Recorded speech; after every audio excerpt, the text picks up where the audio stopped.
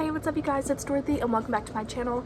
In today's video we are gonna go into chapter 10 of 13 Reasons Why by Jay Asher. I hope that you guys are ready for this video as much as I am. After this chapter is read, we will only have 7 chapters left of the book, and I'm sorry for my dog being intrusive, but yeah, let's get right into this video. This video may contain sensitive topics and foul language. If you do not wish to continue, I suggest clicking off the video now. You have been warned. Chapter 10, Cassette 4, Side B. Would you want the ability to hear other people's thoughts? Of course you would. Everyone answers yes to that question until they think it all the way through. For example, what if other people could hear your thoughts? What if they could hear your thoughts right now?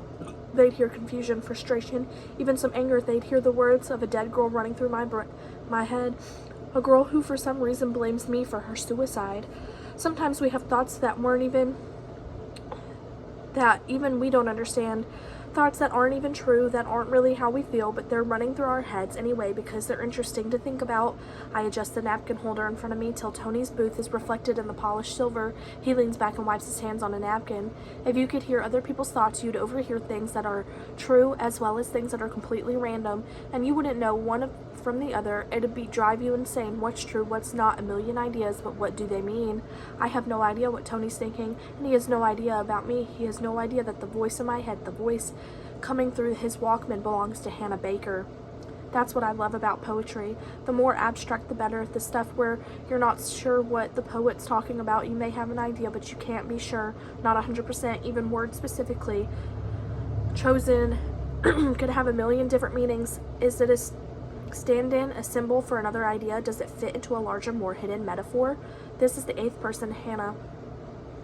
If it's about poetry, then it's not about me, and there are only 5 names to go. I hated poetry until someone showed me how to appreciate it. He told me to see poetry as a puzzle. It's up to the reader to decipher the code of the words based on everything they know about life and emotions. Did the poet use red to symbolize blood, anger, lust, or is the wheelbarrow simply red because red sounded better than black?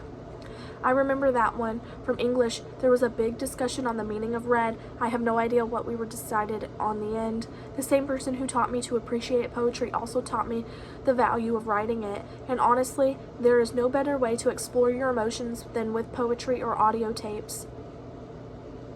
If you're angry, you don't have to write a poem dealing with the cause of your anger, but it needs to be an angry poem, so go ahead, write one. I know you're at least a little bit angry with me, and when you're done with your poem, decipher it as if you just found it printed in a textbook and knew absolutely nothing about its author.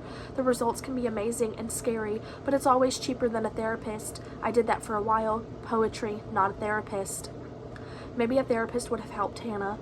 I bought a spiral notebook to keep all my poems in one place. A couple days a week after school, I'd go to Monet's and write a poem or two. My first few attempts were a bit sad, not much depth and subtlety, pretty straightforward, but still some came out fairly well, at least I think they did. Then without even trying, I memorized the very first poem in the notebook, and no matter how hard I try, I can't seem to shake it from my head even today, so here it is for your appreciation or amusement. If my love were an ocean, there would be no more land. If my love were a desert, you would see only sand. If my love were a star, late at night only light. And if my love could grow wings, I'd be soaring in flight. Go ahead, laugh, but you know you'd buy it if you saw it in a greeting card. There's a sudden ache deep inside my chest. Just knowing I'd be going to Monet's to write poetry made the days more bearable. Something funny, shocking, or hurtful might happen, and I'd think, this is going to make for one fascinating poem. Over my shoulder, I see Tony walking out the front door, which seems weird. Why didn't he stop to say goodbye? To me, I suppose these tapes are a form of poetic therapy. Through the front window, I watch Tony get in his car. As I tell you these stories, I'm discovering certain things. Things about myself, yes, but also about you, all of you. He flips on the headlights, and the closer we get to the end, the more connections I'm discovering. Deep connections. Some that I've told you about, linking one story to the next, while others I haven't told you about at all. The Mustang shudders as Tony revs the engine, then slowly his car backs up. Maybe you've even discovered some connections that I haven't. Maybe you're one step ahead of the poet. No, Hannah, I'm barely keeping up.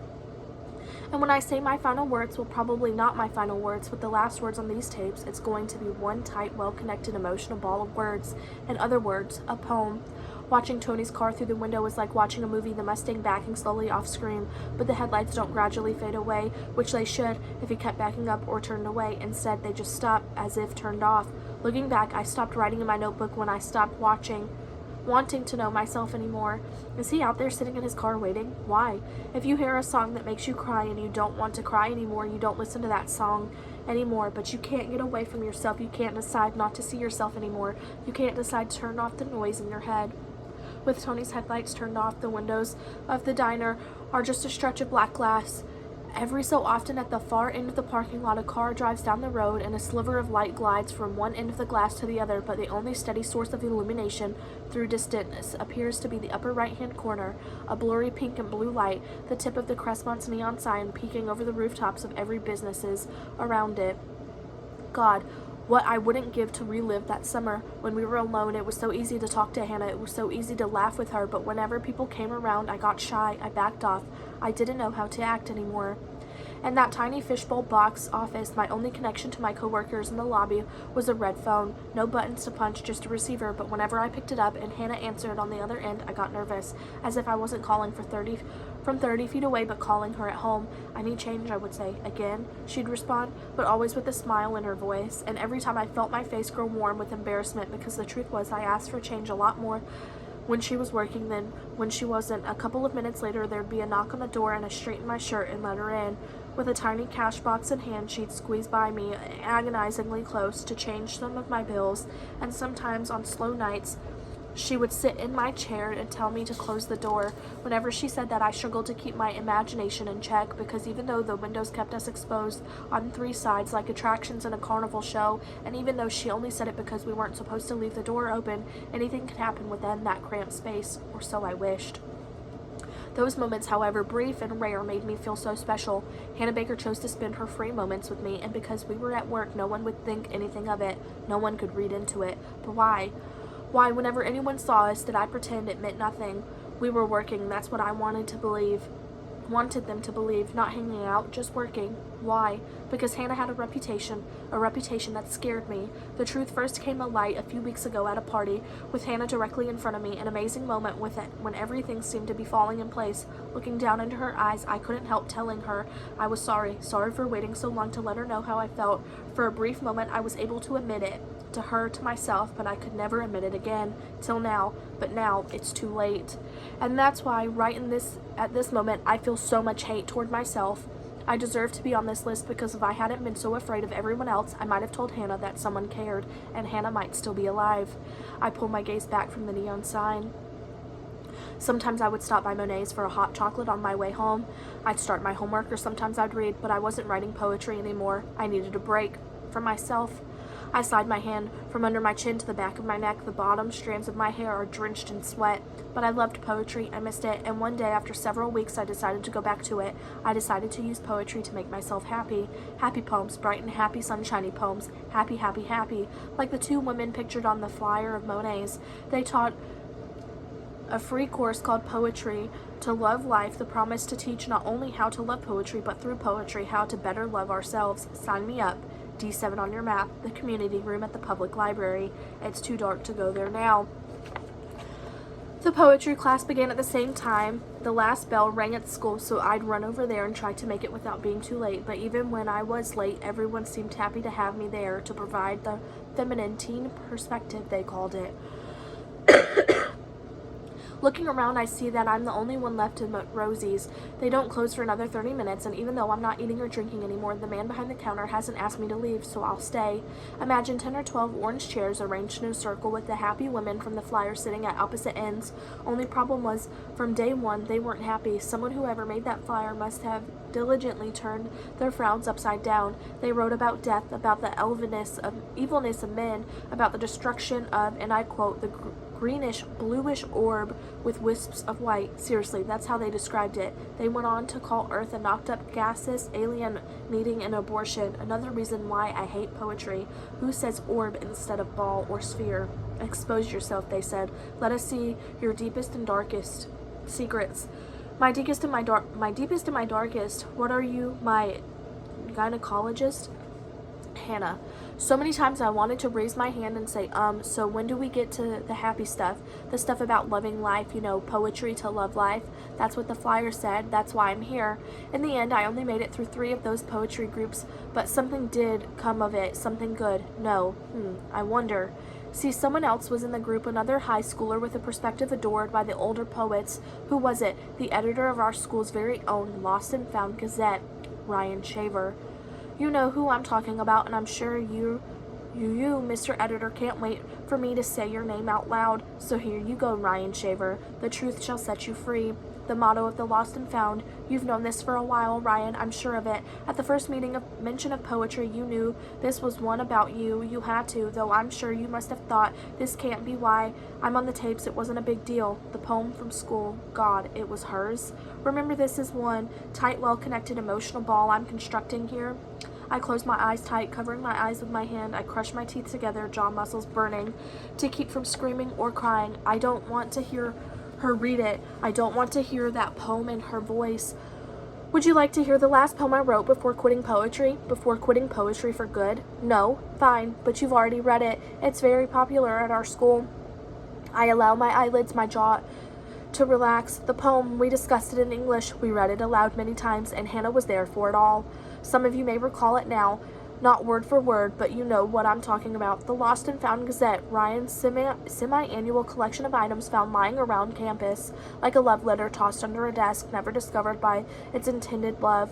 If Ryan found it, he'd scratch out the giveaway names and scan it for an upcoming Gazette. Photographs that fell out of binders, he scanned them too. History notes covered in doodles by extremely bored students, he scanned them. Some people may wonder how Ryan found so many interesting items to scan. Did he really find them all, or did he steal them? I asked him the very question after one of our poetry meetings, and he swore that everything he printed was found purely by chance. Sometimes he admitted people did slip items they found into his locker. Those he said he couldn't vouch for 100%. That's why he scratched out names and phone numbers and photographs as a rule. Couldn't be too embarrassing. He'd gather 5 or 6 pages of good quirky material and print out 50 copies, and he'd staple them together and drop them off at random places throughout the school, restrooms, locker rooms, on the track, never in the same spot, he told me. He thought it was fitting for people to stumble across his magazine of stumbled across items. But guess what? My poem? He stole it. I pull a napkin out of the holder and wipe the abrasive paper across my eyes. Each week after our poetry group, Ryan and I would sit on the library steps and talk. The first week, we simply laughed about the poems the other people had written and read. We laughed about how depressing they all were. Wasn't this supposed to make us happy, he asked. Apparently he signed up for the same reason as me. I look up, the man behind the counter tugs on the strings of a heavy trash bag. It's closing time. Can I get a glass of water, I ask. After the second week of class, we sat on those library steps and read some of our own poems to each other, poems we'd written at different points in our lives. He looks at my eyes and the skin rubbed raw by the napkin, but only happy poems, poems about loving life, poems we would never read to that depressing loving group of miserable poets inside, and as poets never do, we explained ourselves line for line. The third week, we took the biggest chance of all and handed each other our entire notebooks of poetry. He pushes a glass of ice water in front of me, except for the glass. That glass in the napkin dispensers the entire length of the counter is empty. Wow, that took a lot of courage for me, definitely. I'm sure for you too, Ryan. And for the next 2 hours, with the sun going down, we sat on those concrete steps turning pages. His handwriting was horrible, so it took me a bit longer to read through his poems, but they were amazing, much deeper than any of mine. His stuff sounded like real poetry, professional poetry, and someday, I'm sure of it, kids will be forced to analyze his poems out of a textbook. I touched the cold glass, wrapping my fingers around it. Of course, I had no idea what his poems meant. Not exactly, but I felt the emotions precisely. They were absolutely beautiful, and I felt almost ashamed at what he must have been thinking as he went through my notebook, because reading through his, I realized how little time I'd spent on mine. I should have taken the time to choose better words, more emotional words, but one of my poems grabbed him, and he wanted to know more about it, like when I wrote it, but I didn't tell him. I don't drink the water. I watch a single drop slide down the glass and bump against my finger. I wrote it the same day a group of students got angry that someone had the nerve to ask for help regarding suicide. Remember why they got upset? Because whoever wrote the note didn't sign her name. How insensitive. It was anonymous, just like the poem that appeared in the Lost and Found, so Ryan wanted to know why I wrote the poem. That one, I told him the poem had to speak for itself, but I was interested in knowing what he thought it meant. On the surface, he said the poem was about acceptance for my mother, but more than that, I wanted her approval, and I wanted certain people, in this case a boy, to stop overlooking me. A boy. At the base of the glass, the water creates a delicate suction, then lets go. I take a sip and let a small cube of ice slip into my mouth. I asked if he thought it meant anything deeper. I hold the ice on my tongue. It's freezing, but I wanted it to melt there. Part of me was joking. I thought he'd figured out my poem exactly, but I wanted to know what a teacher assigning the poem might want his or her students to discover, because teachers always overdo it. But you found it, Ryan. You found the hidden meaning. You found what even I couldn't find in my own poem. The poem wasn't about my mom, you said, or a boy. It was about me. I was writing a letter to myself, hidden in a poem. I flinched when you told me that. I got defensive, even angry. But you were right, and I felt scared and sad by my own words. You told me I wrote the poem because I was afraid of dealing with myself, and I used my mom as an excuse, accusing her of not appreciating or accepting me, when I should have been saying those words into a mirror. And the boy, I asked, what does he represent? It's me. Oh God, it's me. I know that now. I cover my ears, not to block any outside noise. The diner is completely silent, but I want to feel her words. All of them, as they are said. While I waited for your answer, I searched my backpack for a tissue. At any moment, I knew I might cry. You told me that no boy was overlooking me more than I was overlooking myself. At least that's what you thought it meant. And that's why you asked about the poem.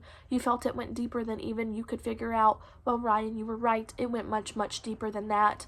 And if you knew that, if that's why you thought, then why did you steal my notebook? Why did you print my poem, the poem that you yourself called scary in the Lost and Found? Why did you let other people read it and dissect it and make fun of it? It was never a lost poem, Ryan, and you never found it, so it did not belong in your collection, but in your collection is exactly where the other people found it. That's where teachers stumbled across it right before their lectures on poetry. That's where classrooms full of students cut up my poem searching for its meaning. In our class, no one got it right, not even close, but at the time we all thought we did, even Mr. Porter. Do you know what Mr. Porter said before handing out my poem? He said that reading a poem by an unknown member of our school was the same as reading a classic poem by a dead poet. That's right, a dead poet, because we couldn't ask either one about its true meaning. Then Mr. Porter waited, hoping someone would fess up to writing it, but that, as you know, never happened. So now you know, and for those of you who need a refresher, here it is, Soul Alone by Hannah Baker. I met your eyes. You don't even see me. You hardly respond when I whisper, hello. Could you be my soulmate? Two kindred spirits. Maybe we're not. I guess we'll never know. My own mother, you carried me in you. Now you see nothing but what I wear. People ask you how I'm doing. You smile and nod, and don't let it end there. Put me underneath God's sky and know me. Don't just see me with your eyes. Take away this mask of flesh and bone and see me for my soul alone. And now you know why. So did your teachers dissect me properly? Were they right? Did you have any clue at all it was me? Yes, some of you did. Ryan must have told someone, proud that his collection made it into the curriculum, but when people confronted me, I refused to confirm it or deny it, which pissed some of them off. Some even wrote parodies of my poem, reading them to me in hopes of getting under my skin. I saw that. I watched two girls in Mr. Porter's class recite a version before the bell rang. It was all so stupid and childish and cruel. They were relentless, bringing new poems every day for an entire week. Hannah did her best to ignore them, pretending to read while waiting for Mr. Porter to arrive, for the start of class to come to her rescue. This doesn't seem like a big deal, does it? No, maybe not to you, but school hadn't been a safe haven of mine for a long time, and after your photo escapades, Tyler, my home was no longer secure. Now suddenly my own thoughts were being offered up for ridicule. Once in Mr. Porter's class, when those girls were teasing her, Hannah looked up. Her eyes caught mine for just a moment, a flash, but she knew I was watching her, and even though no one else saw it, I turned away. She was on her own. Very nice, Ryan. Thank you. You are a true poet. I pull the headphones out of my ears and hang them around my neck. I don't know what's going on with you, the man says from across the counter, but I'm not taking your money. He blows into a straw and pinches both ends shut. I shake my head and reach back for my wallet. No, I'll pay.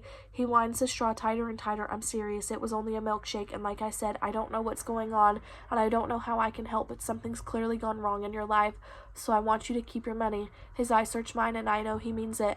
I don't know what to say, even if the words would come. My throat is so tight it won't let them escape, so I nod, grab my backpack, and change the tape as I head for the door. That is the end of chapter 10. I will see you guys in the next video. Bye!